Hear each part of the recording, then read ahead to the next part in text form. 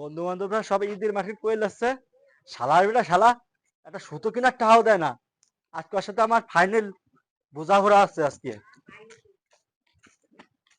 আব্বা, কিরা টাকাটুকু চায় না আমার দ্বারে।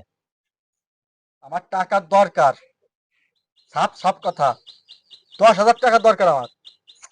মিজাজ তো গরম হয়ে গেল, এত সহ্য না করে পারা যায় না। কৃষি কৃষি দরকার টাকার। আমি এত কিছু মানি না। আমার বন্ধু বান্ধব সব সেলিব্রিটি হয়ে যাচ্ছে, টিকটক করতেছে, জামা কাপড় কিনে ঈদের মার্কেট পুরো চাঙ্গা। আমার টাকা লাগবে 10,000। শোনো আমি তোমারে কই, কি ডাই যে গিদে ভাত খাচ্ছে তাই কি তোমার খাতে হবে নাকি? হ্যাঁ,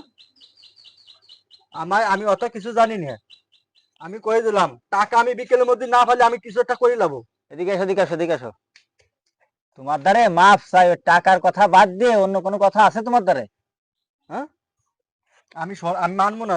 এই শাল এই জায়গাটা দেখছো, তোমার বাড়ি দেখছো? হ্যাঁ, শিবাজত তো দেখছো, এখন ওই যে আমার গত টিপতিছে বসে দাঁড়াই দাঁড়াই। ও আর তো তুমি অভিনয় করতেছে। ও তো আমার কাছে টাকা চাইছে 2,000। দিব আমি না মানবো না। না রে।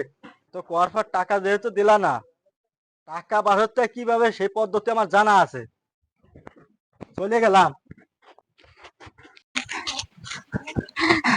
আব্বা আব্বা, আমার গরু তো গরু তো নাই।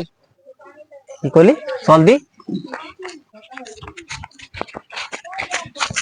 গরু পুরো খালি। এ সে বড় গাই ডাকো।